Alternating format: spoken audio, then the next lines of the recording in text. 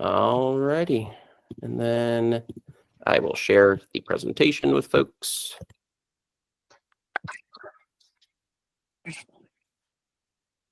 You can go ahead and switch to the next slide. And I guess we already did introductions, so I think we can flip past this one as well. Just a quick housekeeping note. I mean, this should take me about 30 minutes to kind of get through the material I have prepared. I do have a tendency sometimes to get maybe a little deeper into a subject than maybe I should. And so, if we run a little bit long, I apologize, but I'm going to do my best to stick it right at about 30 minutes, and then definitely going to leave plenty of time at the end for any questions you guys might have. I mean, I don't want to just read you every slide here, but what we're really covering are changes in the energy market that are relevant to you. I believe everyone on this call is in the ComEd and either NICOR or Peoples Gas territory. So those are the utilities we're going to be focusing on. How those changes in the market might be affecting your association, quickly or down the line in the future. And some of the things that you can do to kind of take control of your utility costs, minimize any impacts, and budget appropriate. So we're going to kick things off really talking about the larger energy market. Year to date in 2025, what does the energy landscape look right now? So you can click through all of my buzzwords that are going to come up on the screen right now. But these are some of the things that come top of mind, right? There was an executive order by the new presidential administration to unleash American energy. I'll touch on that. We're seeing some supply-demand problems, specifically for electricity. I mean, tariffs are on everybody's mind for one reason or another. They're also affecting energy prices. The new administration lifted the freeze, if you will, on building new LNG, and it says LGN, that's my fault, which stands for liquefied natural gas export terminals. Larger geopolitical uncertainty, and then really weather, one of the biggest drivers historically to energy pricing.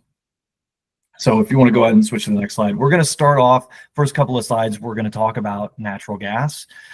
And one of the reasons is that natural gas prices tend to also drive electricity prices. We make like a little over 40% of our electricity in the US from burning natural gas. So they do tend to be highly correlated.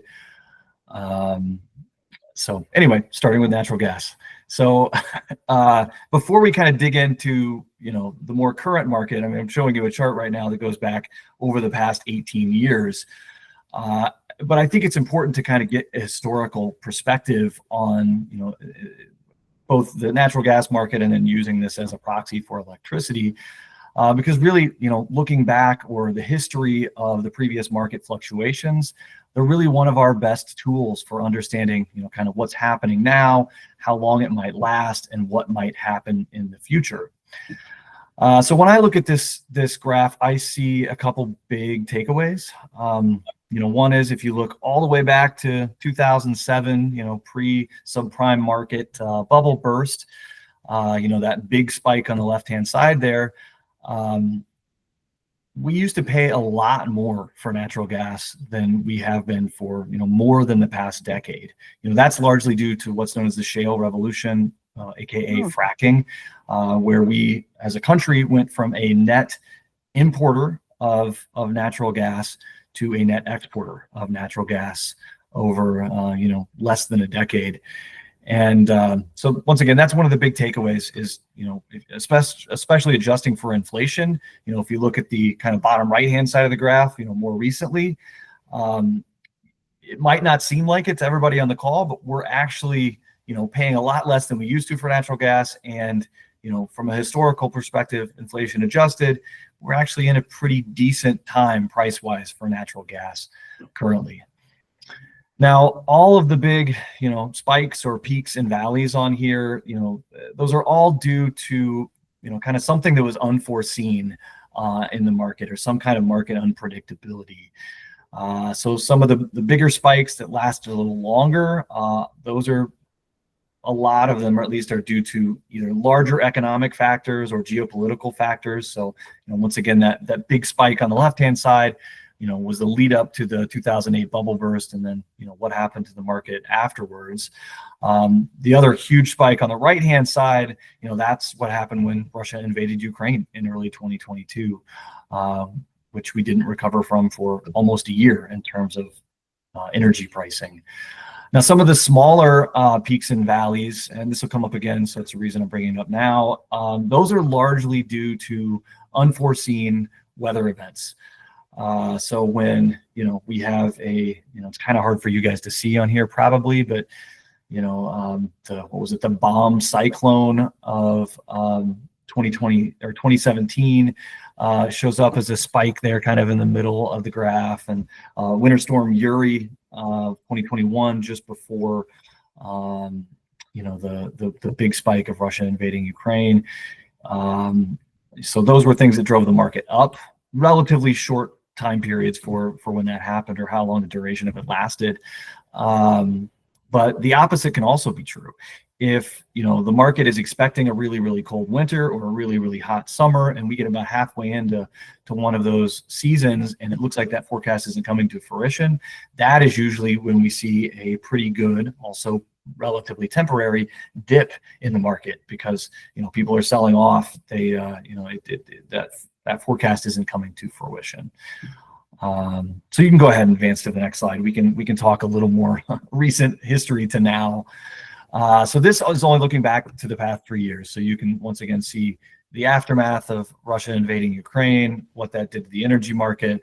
We came out of that in early 2023, and specifically related to natural gas, we were very stable over the last couple of years. And that was largely due to relatively mild, relatively predictable weather on both the winter and summer fronts. Now, as you get to the right-hand side of the graph, you see that those lines start to go up again. And that was largely due to the fact that we actually had a winter in the Midwest and larger country this past winter. Particularly, January and February were some exceptional cold snaps. And so that was causing the markets to, start going back up. It reduced our overall storage of natural gas, which has a tendency to keep the market up. So then we get into the new presidential administration and, some of their policies and executive orders and what effect those have had so far. So the first one I mentioned here is they lifted the freeze on liquefied natural gas export terminals. Remove the red tape, if you will. And that might sound like a good thing. And if you're a liquefied natural gas or natural gas producer at large, that is probably a good thing for you. However, for us domestically, if we speed up the process of exporting natural gas, it actually puts more demand pressure on us domestically and could have the effect of raising natural gas prices if we're not, upping production in equal amounts. So the other thing is the executive orders on unleashing American energy.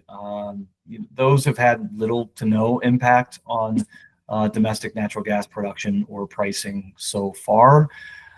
And that's largely due to the fact that the U.S. was already the world's leading oil and natural gas producer. And the other side of that coin is that, it's really demand and then return on investment that drives production. For oil and natural gas. It's not a situation where you remove regulations, immediately that turns into increased production and lower prices. However, some impacts that the current administration has had on the energy market and the larger economy are the tariffs. So it doesn't really show up on this graph because we're not zoomed in enough, but over less than since the beginning of the month, less than a month's time, we have seen a precipitous drop in natural gas, a little less so electricity. We'll talk about that in a minute. But we have seen a precipitous drop in natural gas that was unexpected, right? Otherwise would not have happened. The trend was actually going up, but due to this larger economic uncertainty and kind of slowdown, if you will, of the economy, it has brought natural gas prices down quickly. They're still not as low as they were over the past couple of years, but they quickly dropped to where they were earlier this year. So that does actually present a buying opportunity for natural gas if you find yourself in that market. And so in the future, my crystal ball is broken, but what I can say is that if we continue down this current path of, of high uncertainty. Oh, sorry, somebody's talking in the background, I think. But if we continue down that path, the current path of high uncertainty in the larger economy, the financial markets, if the tariffs continue, if that threat of a larger recession continues to loom over our economy, it is likely that natural gas and probably also electricity prices are going to drop further than they are currently. However, if the opposite is true, if the tariffs go away, if we stabilize our economic policy, it is likely to turn around and go the other way, and we'll be back on that trajectory that we were on before the Trump administration took office. All right, so we're going to switch gears now. Go ahead and move to the next slide. I'm already getting long-winded and talk kind of quickly about electricity. So there's a lot of correlation between what we were just talking about with natural gas and electricity. So I'm not going to hit on all like the specifics of what's made the market go up and down here. What I am going to talk about is the differences in the electricity market, and then a big change that everyone in ComEd is going to see coming starting this June.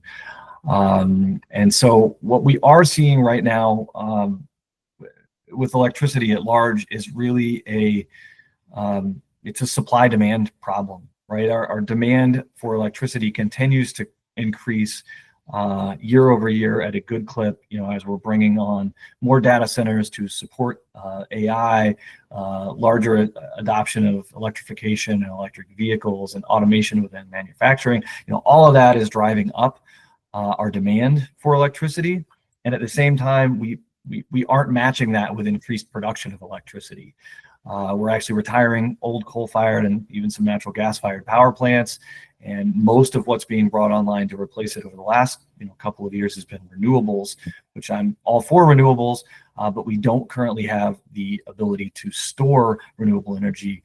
So we got to use it when it's being produced. And that's when the sun is shining or the wind is blowing. And we can't use it when those things aren't happening.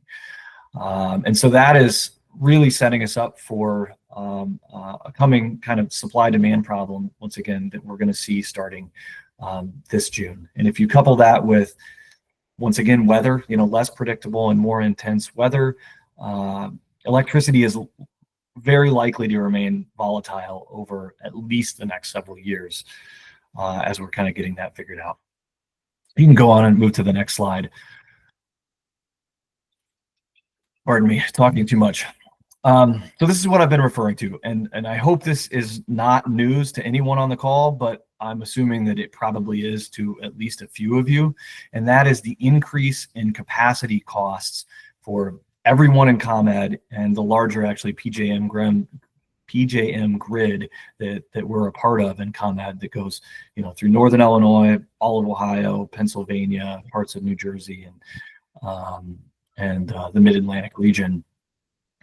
So anyway, if you think back to that supply-demand problem I was talking about a second ago, we're seeing that played out here specifically in a huge increase in the cost of capacity. And capacity is one of the components of electricity supply. So the chart on the left-hand side, all the blue shows where we've been over about the past decade in terms of capacity cost. And some of them were higher, but we also had lower energy cost, electricity energy cost at that time. And then the last several years, capacity has been significantly lower, and then it went up almost 10x for starting this June through next May compared to what it has been. So the chart or graph on the right-hand side of the screen, that is showing what it is, that the result of that huge increase in capacity, what that has on the overall supply cost. Shown here is the price to compare within the ComEd region. It is an impact of over 2 cents a kilowatt hour. So if you go ahead and go to the next slide, I'll dig into this just a little bit deeper. So capacity is, you can really think of it as a grid reliability charge. So it is there to ensure that the grid has enough capacity to meet the peak demand, whenever that should happen, usually the hottest and coldest days of the year, to prevent brownouts and blackouts, which obviously nobody wants. So that's what the capacity charge is for. It can be found on your electricity bill within the supply charges. So we'll talk a little bit more about this later, but if ComEd is both your utility and your supplier, that'll be broken out in the supply charges section. It's possible that you're with a third-party electricity supplier, and it could either be on a separate bill or broken out in a separate part, but it is within the supply charges. And it accounts for almost 20% of your supply or electricity supply rate. Once again, capacity costs are increasing over 800%. And what has been for the past couple of years, a fraction of a cent per kilowatt hour is going up to over 2 cents per kilowatt hour, which represents a roughly 35% increase to your overall electricity supply cost.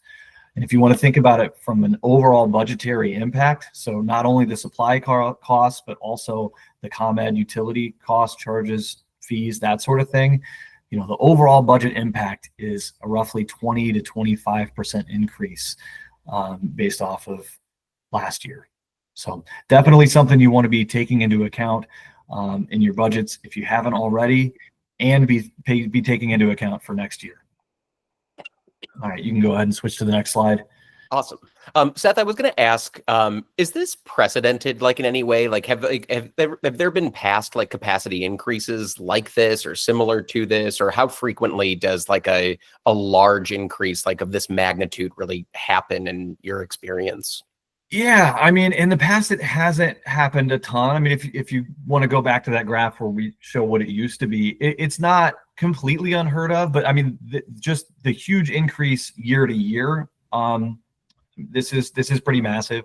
Unlike anything we've seen in ComEd ever.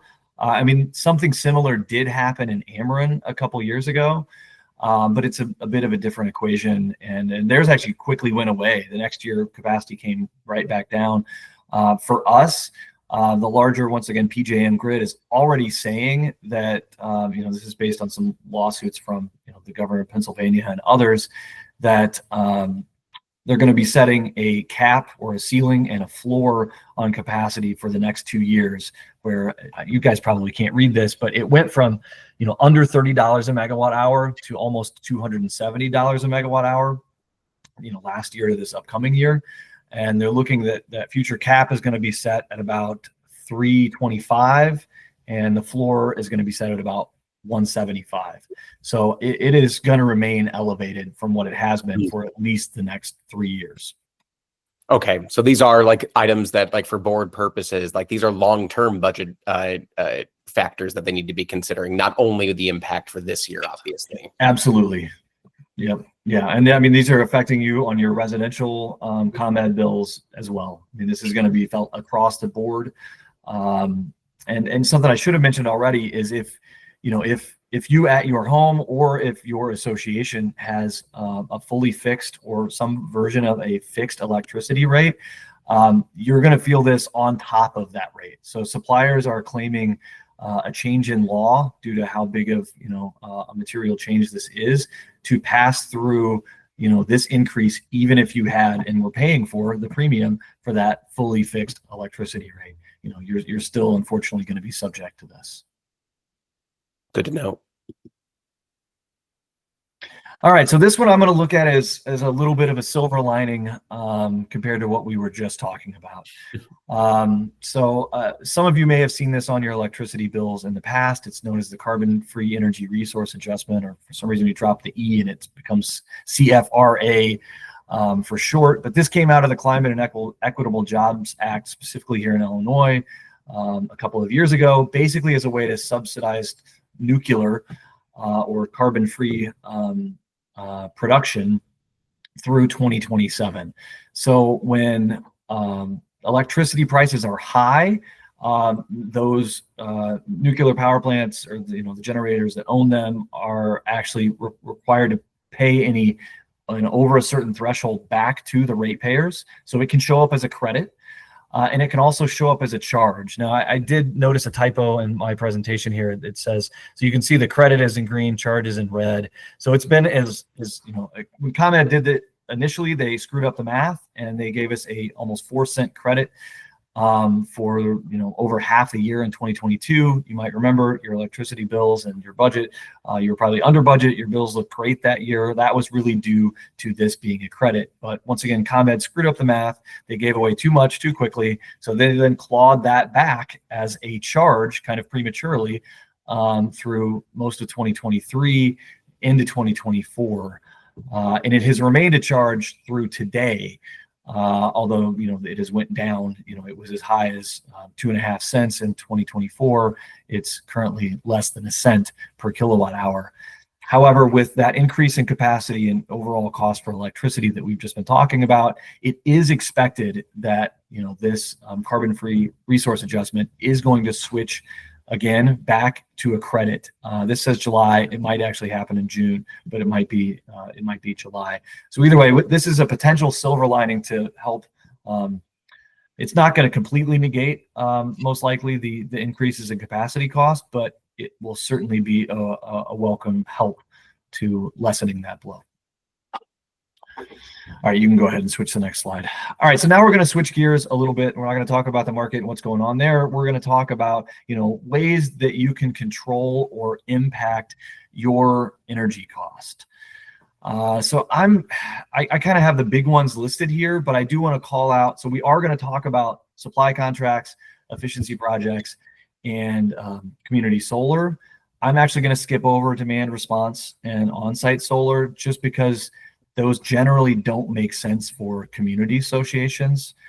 You know, I mean, if you're a bigger condo building, demand response, you know, could be a viable option for you, or certainly at your residence, or, you know, if the perfect storm is happening for you at your condo association, you know, on-site solar could also make sense.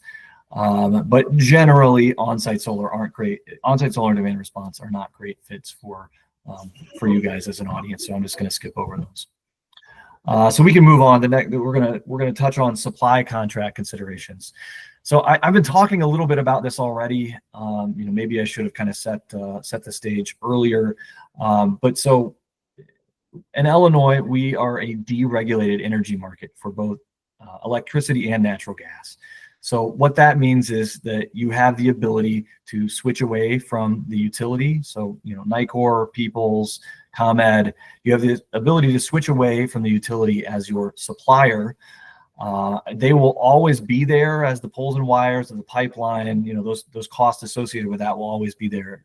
But, you know, because we have this flexibility and, you know, ability to switch away from them, it gives us more options in terms of, you know, doing some version of a fixed rate or layering in hedges, different buying types to kind of that should mirror your risk tolerance.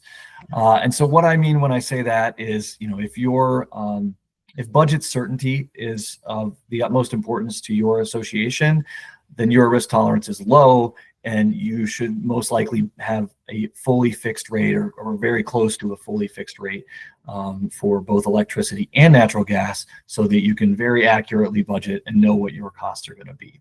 Now, you do pay a little bit of a premium for fixing your rate, and, you know, you're taking a position in the market. It could go down after you lock in, and then you feel like you're paying too much. The opposite could happen, right? You lock in low, and then you're paying well under market, and you're feeling great about it. But it's really not about timing the market. It is about reducing the risk and maintaining or ensuring budget certainty. And the takeaway there is you just want your risk tolerance to match the product type you choose. I often run into people that say we're very risk averse, but they're on a floating index rate, and I'm like, oh, that your product does not match, you know, your risk tolerance. So you just need to make sure that those match up. And then the final thing here is there's several ways to purchase, right? You can stick with the utility as your supplier. If you do so, that's generally going to be on a floating index rate.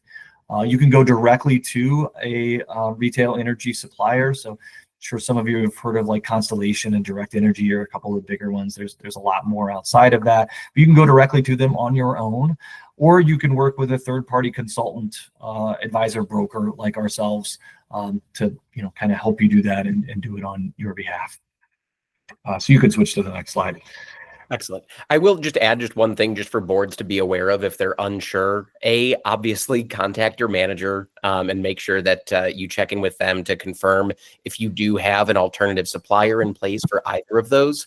Often, I think Seth mentioned it earlier, it sometimes can be in the form of where you have two separate bills. So one bill for the delivery and capacity charges that might be coming through from like ComEd or People's Gas or Nicor, and then a second bill that comes in from that third-party energy supplier, whether it's Constellation, Direct Energy, I forget if Sartori is one if they're a broker, but anyway, you get the idea. Sometimes that bill is consolidated into one bill. So while it might look like just a ComEd bill, it will have a little note in terms of the supply charge. It'll note that, MC Squared or Constellation Energy or a different supplier is on there. So that isn't always the best indicator. So you will want to take a look whether you have strong room access as a board member to look at your invoices, or want to reference your latest financial packet from the portal, or anything that's been sent out recently. If you don't know, always good to check with your manager and take a close look at those invoices to ensure you're understanding what you currently have in place in your community. Excellent point, Eric. And I just to piggyback on that, like specifically drill down on what he was just saying on the billing. So it can be consolidated on the utility side, it can be consolidated on the supplier side, or it can be dual billed. So don't just assume, like Eric is saying. It could be that it's coming from Constellation, but it also has your ComEd charges on it, or it could be that it's coming from Nicor and it also has your direct charges on it. So yeah, it's just about looking and understanding. All right, so this slide admittedly is a bit of a self-serving slide. It has our logo on there as helping you out. This is just the how we present this slide. But you can really swap out our logo for any reputable advisor, consultant, broker for energy, and the equation stays the same. The takeaway here is just that in working with a third party, you have the ability to compare energy suppliers and really make them compete for your business in a way. And since we're dealing with what is ultimately a commodity with both natural gas and electricity, now I will not pretend like there aren't differences between suppliers. There absolutely are. But at the end of the day, it's a commodity. And you win when they compete and you get a lower rate or a lower price on your utility bill. So that's the real takeaway. A lot of people just go directly to one supplier, or they don't even know that they can switch away from the utility. So like we mentioned on a previous slide, there's certainly different options out there, and you can find what fits the bill for you. Go ahead and go to the next slide. So this one is really just showing the results of a recent RFP that we did for an association in Chicago. So they're a pretty big user. You guys, I would imagine most of you on this call are probably not using over 4 million kilowatt hours a year, but I mean, this is a big condo association. They have a lot of common space.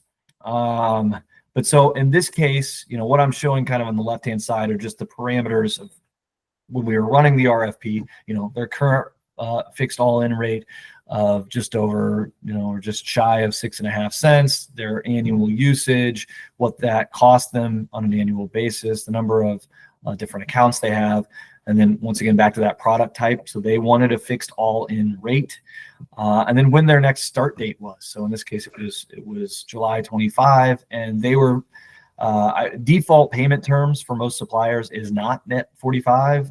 Your payment terms are usually more like 20 to 30 days as a default.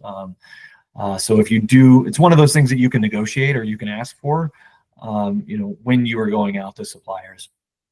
And so the other takeaway here is just that, they were able to compare, in this case, 5 different suppliers versus that future utility rate to compare, all of which were lower. And there was, it wasn't the same supplier necessarily that was low across the board. In this case, we had one supplier that was lower for the 1 and 2 year terms, and then another supplier that was lower for the 3 and 4 year terms. I've seen it where every single term had a different supplier that was lower. And so that's just, once again, kind of highlighting your lowest available rates for those terms so that you as a board can have a discussion on, what makes sense for us. How long, what do we think is going to happen in the future? How long do we want to lock in budget certainty based on where the market is right now? You can go ahead and switch to the next slide. All right, so efficiency projects. These remain one of the best ways to lower your energy costs long term. I mean, the cheapest kilowatt hour or therm that you're ever going to use is the one you don't have to buy. Right? Efficiency is essentially use less, pay less. And since these utility efficiency programs are generally state-run, they're also currently safe from any changes that are happening at the federal level. So ComEd, NICOR, Peoples, they all offer various energy efficiency programs for residential customers and commercial customers, which is what you as an association would be considered. So those can include like free home or office business energy assessments, rebates for energy efficient appliances, new construction or retrofit, and other discounts on energy saving products. These are a great way to kind of get started on figuring out, how you can basically become more efficient and save money, and in a lot of ways improve comfort at the same time. So I don't list any links or anything here, but this information is pretty easily found through an internet search. We're just going directly to those utilities websites. It's pretty easy to find. If anybody does need help, my email's at the end, and I'd be happy to point you in the right direction. All right, let's see. So community solar. I would imagine that maybe some of you on this call are familiar and some of you are not familiar with community solar. And this is another one of those things that, if you have questions afterwards, definitely feel free to reach out to me directly, or, there's certainly plenty of information to be found on the World Wide Web. But really, community solar was intended as a way for those that aren't a good fit for on-site solar to still have access to, some of the savings that on-site solar can provide. So some of the key takeaways here is there's nothing installed on site, right? It's not like on-site solar. Nothing's installed on site, no out-of-pocket cost. To subscribe to a community solar farm or field, it just has to be within your utility area. So I think for all of us on this call, once again, that's ComEd, but it could be as far away as like almost Galena, or west of Rochelle, and and they generally are in more rural areas. And it's strictly a contractual agreement. You're essentially buying credits from that solar farm in exchange for a discount that shows up on your electricity bill. Generally, right now, we're seeing that around approximately 10%. So you do have to process another bill every month. So once again, you're getting a discount, you're getting money off your electricity bill, and then you do have a separate invoice from the community solar provider you have to pay, for that subscription where you're buying the credits, but you should be netting around a 10% discount based on where the market is at right now.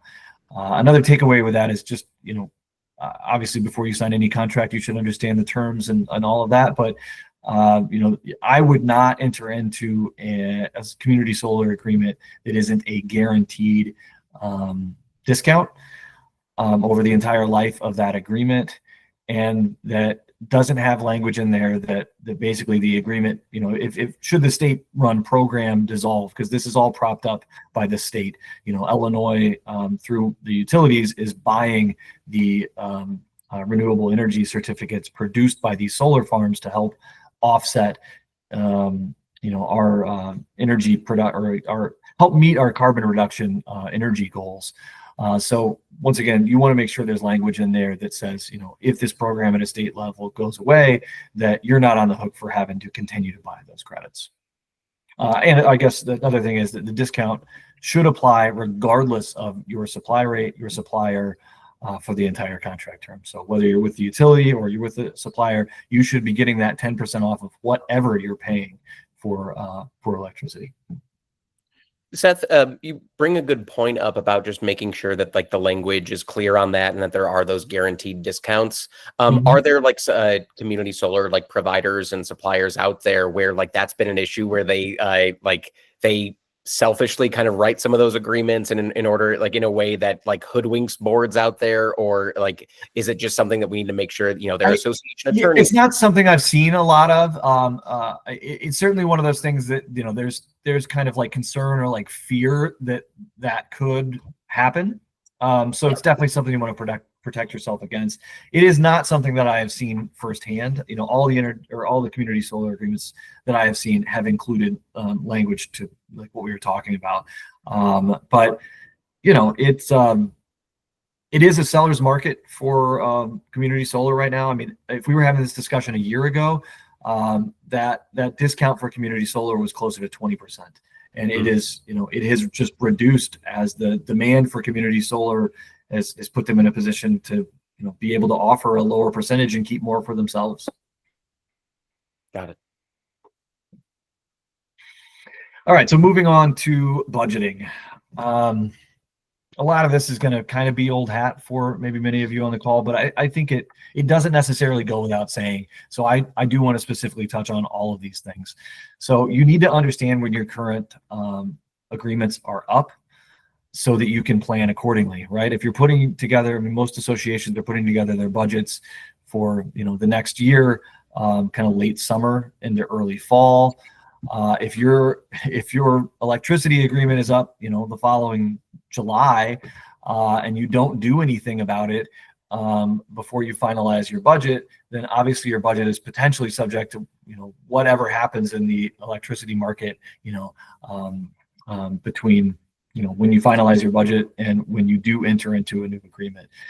So the takeaway there is really just if budget certainty is of the utmost importance to you, make sure that you are locked through the next fiscal year before formalizing or finalizing that utility or larger energy budget. And you need to include any known changes. So we've talked a lot about capacity on this call. So that's obviously a big one that we need to go into, even next year's electricity and larger energy budget. You should be able to get help from the suppliers themselves, someone like us, even the utilities, but it is harder to find this information out from the utilities unless you know what you're looking for and who to ask. But, just make sure to take everything into account that you can so that your budgeting as accurately as possible. And then the last point there is just use historical monthly energy consumption data to track your variances by month. Obviously with electricity, most people are using more in the summer than they are, in the spring or the fall or even the winter. And kind of the opposite is true for natural gas. But I think gone are the days where you can just be like, oh, well, we're just going to tack on 3% or 5% to whatever last year's, electricity or natural gas budget was, and that'll more than cover us. Because, we're seeing such wild swings in the energy market that it will absolutely not cover you. So you just want to do what you can to protect yourself, which means, include all the available information that you can. And once again, if budget certainty is of the utmost importance, make sure that you're fully fixing that rate and doing it before you finalize your budget. And we'll be, just to add to that, we'll be hammering it home and spending a lot of time on this with our management staff ahead of budget season. We usually just start prepping for that right around now so that we can get an early jump start right around, August and into September, and even earlier for some associations as well that are on January to December fiscal years.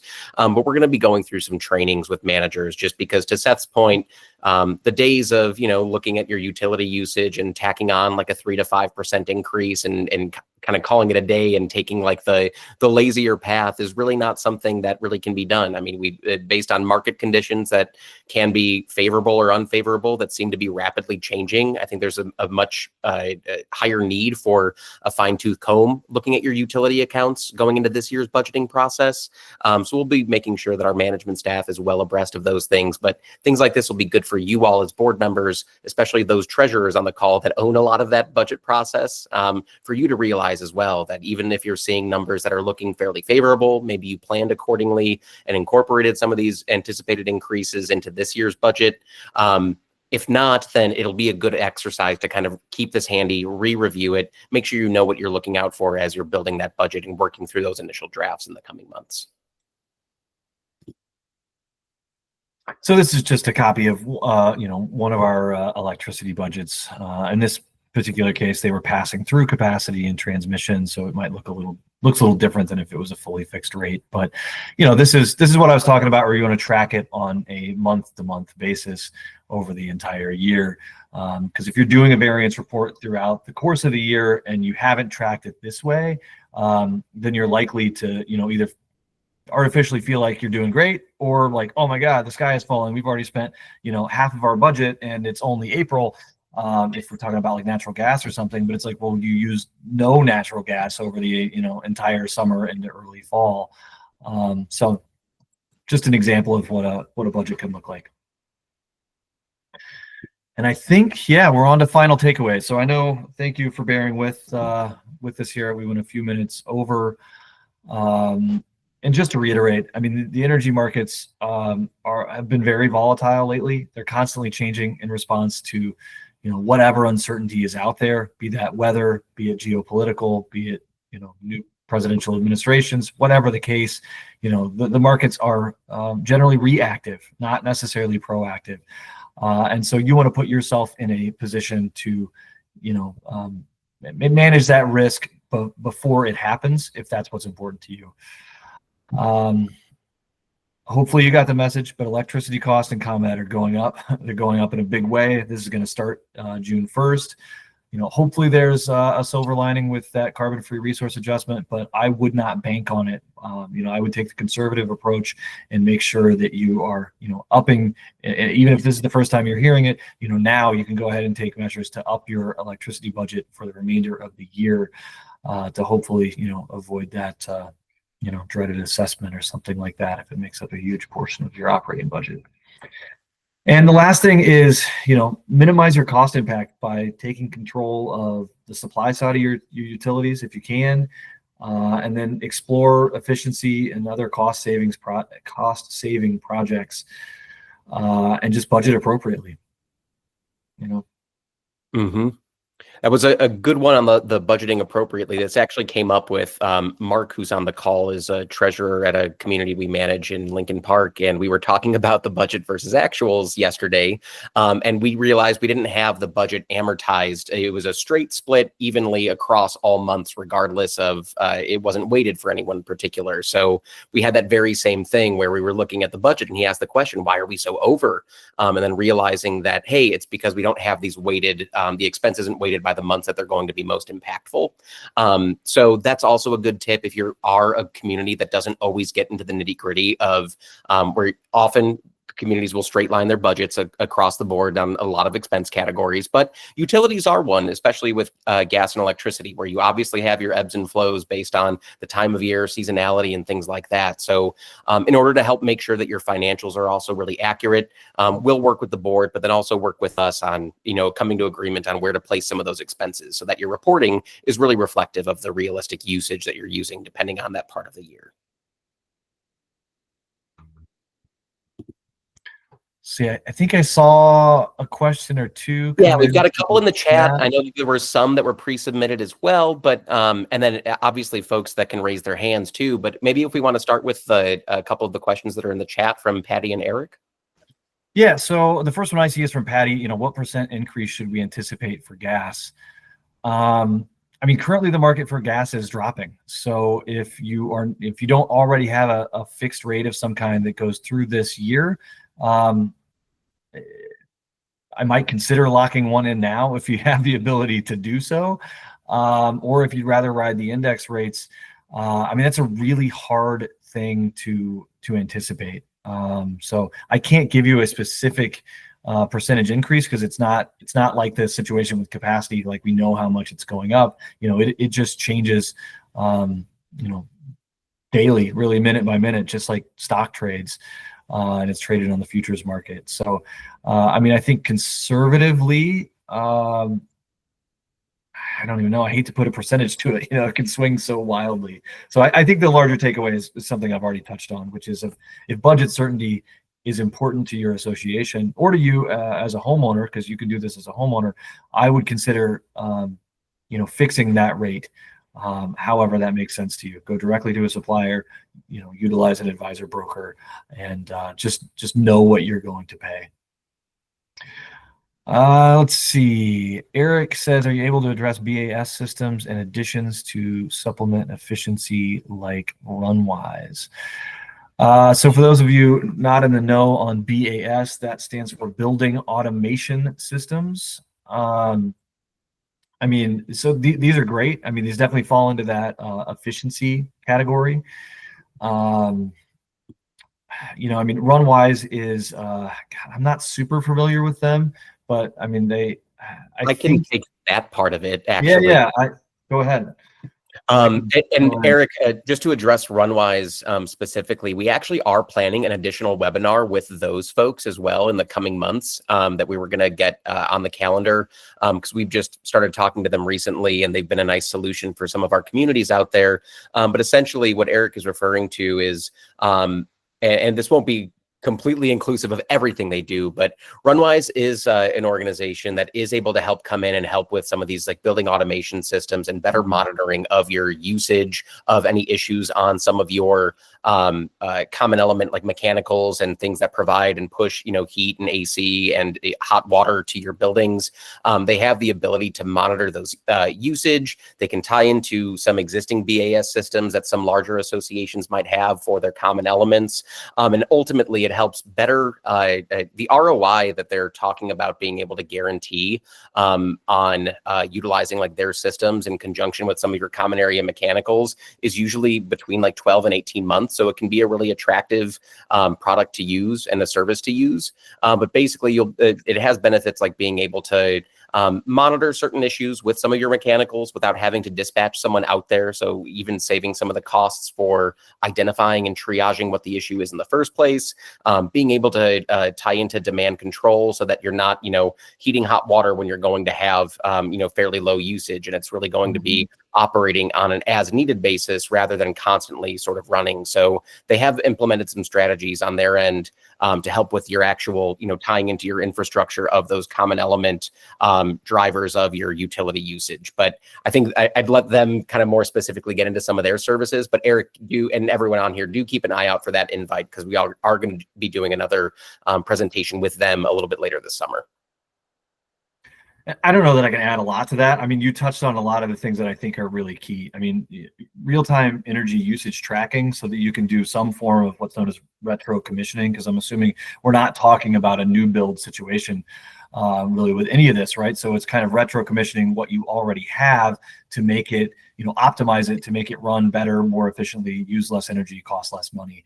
So you need real-time energy usage tracking as a part of that BAS, so that you kind of understand where where and how you're using inefficiently, and where you can cut and save money. And I think, Eric touched on, automation might be a huge part of that to some people. Others, it might be more manually adjusting, or maybe the ability to do both, is like a kind of customized, tailored fit to, whatever your current, situation is. And then, I don't know, you touched on all this stuff. So, the other is make sure that it has the ability to, kind of work in sync or talk to whatever your current systems are. You don't want to install something, just because it's a, whatever, new BAS controls that don't work with your, your existing train, chillers, you want to make sure that it's going to work together before you invest in it. Yeah, that's a great point. And to add to Seth's notes there, often I think, and where like things like Runwise or similar products can be helpful is really for a lot of older associations. So if any of you on the call live in an older community, maybe it was converted into condos in the last, 20 to 30 years, but it was originally built, a century ago or even longer. Like obviously a lot of you might be on really old boiler systems. You might have infrastructure that is, still running, but is many, many decades old and past its useful life. often a lot of those customers and associations were left in the lurch, where like things like BAS systems or demand control units were either far too expensive, far too pricey, or like seen as unnecessary for, smaller associations or ones that had older elements like that. But some of those more interesting technologies through like Runwise and similar providers, they're kind of designed to really help out those smaller associations too, where those systems can really tie into like old boilers. So you do have a way to actually track some of those items that before used to be, like to Seth's point, very manual. Like you're either relying on an active volunteer board member or your maintenance technician who might, or your janitor or your manager, for instance, too, to come out and do some of those shifts more manually, based on seasonality, based on the time of year. Whereas some of these other alternatives can really help better understand where your usage is coming from, throttle it when necessary, make sure it's sufficient when there's going to be those peak demand times. But yeah, all the more reason to stay tuned on some of these future ones, because we'll have some kind of related topics that'll tie in nicely to some of the things that Seth touched on today. I figure we can go through any questions from those on the call right now, even if you didn't submit one in advance or anything that Seth referenced in any of the slides that were reviewed this evening.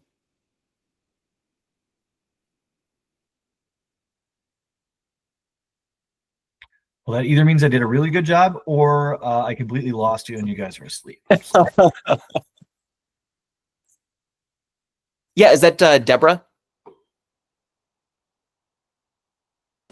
Yes. Is there a charge for you guys to help us with these assessments in terms of, you giving us some ideas and so forth? Do we pay a fee for that? Yeah, I mean, good question.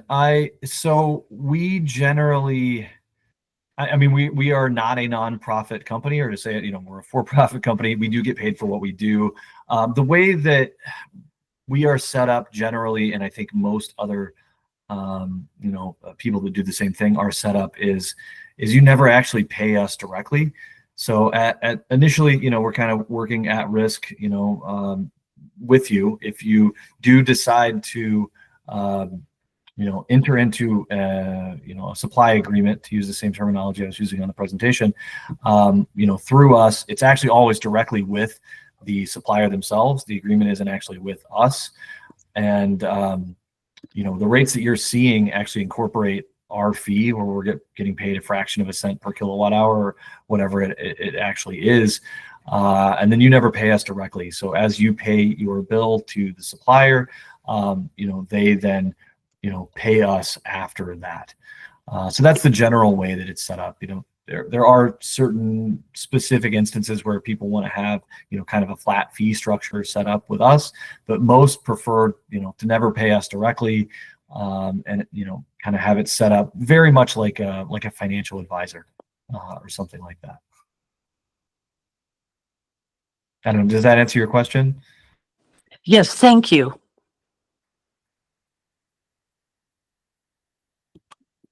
I'm trying to see if there were any questions that were submitted previously that weren't addressed. Eric Connolly, I know that you asked your question in the chat that you also submitted in advance. So I think we've gotten that. There was a question about, do you partner with ComEd and or NICOR? If you wanted to address that, Seth. Yeah, I mean, I don't think in the way that maybe the question was asked. So yeah, we are not like a partner with, any utility specifically. We're basically in, kind of a middleman between, an end user of energy and the suppliers, and then, by extension, the utility. But really between, the suppliers and, you as the consumer. So we can certainly point you in the right direction. We know the ins and outs of, like how it works with the utilities and that sort of thing, but we aren't, I guess, specifically ComEd and NICOR and, Peoples, they all kind of have like preferred vendors for, if you're doing like an installation project or something like that. And that is not how we or really anyone in our industry works, to answer that question. Excellent. And one other one that I think was interesting and just I think it was addressed, but I think is just good to reiterate too is gentleman named Jeff Peterson had asked, are there still tax credits available for solar panels and things of that nature in 2025? Have any associations ever done that? What would that process look like? I know you touched on some of this a little bit ago, but yeah, I mean, multi-part question. So if I forget anything, please, jump back in to remind me. I mean, there are still incentives in general available for solar at both the state and the federal level. Well, at least potentially at the federal level. So there hasn't been any, like specific policies enacted by Congress to change, anything that was a part of like the Inflation Reduction Act, for instance. What the new administration did when they came in is they put a pause on everything. Actually, there was a recent ruling by a judge out east somewhere that specifically related to that, saying that they needed to kind of immediately figure out how to resume payments for any of those projects that were already approved under the IRA. So we'll see how that plays out in court. But I mean, so at a federal level, nothing has officially been taken away as of yet. It looks like that could happen, but that's really going to require an act of Congress and a change legislatively, which hasn't happened right now. The executive order just paused things. And at a state level, we absolutely, I mean, Illinois is one of the best states for doing solar. And that's largely due to the state funded incentives for installing solar. So that absolutely remains alive and well, and could be a good fit for your association, or your residents. The one thing I will say, there aren't a lot of either condo or suburban HOA associations doing on-site solar, largely because the financial equation just doesn't generally make a lot of sense. The suburban HOAs have the space, but they don't have the usage. And the bigger condo buildings in more urban areas have the usage and they don't have the space. So it just, it doesn't really match up. That's actually why I specifically touched on community solar, because it's, even if you're a smaller user of electricity, community solar can help you. And if you're a bigger user, but you don't have the space on your roof to offset a significant portion of your usage, that's another way that community solar can come in and help kind of fit that bill. So to answer that last part of the equation again, just it's certainly not that you can't do it. Way too many double negative situations going on there, but you can do it as a community association. I would say that it is not widely adopted just due to those things I mentioned, not aligning in terms of making that financial equation work. Excellent. That's really helpful. Okay, then with that, we are at 7 o'clock. Unless there are other questions, I think we can go ahead and conclude. I want to thank everyone for attending, for staying on all the way through. I think it was really helpful, really informative. I appreciate that Seth went into the detail and also just ended up making a lot of things more practical and easily understandable. So if you do have any questions, obviously Seth's contact info is there. I'll be distributing copies of the recording and the presentation just for future use as well. And then if folks do have any recommendations or suggestions on future topics you'd like us to be covering, please do send those to me. We always appreciate them. We'd like to cater the content to things you actually want to hear about. We make a lot of assumptions sometimes, but if you have particular topics, always helpful for our purposes. I did see, Calvin, you had your hand up for a second. Did you have a last minute question?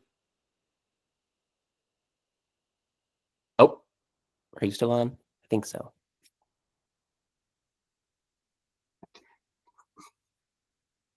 Well, either way, thank you again, everyone. Really appreciate it. Thank you, Seth. I think this was really informative, and appreciate your time on an evening.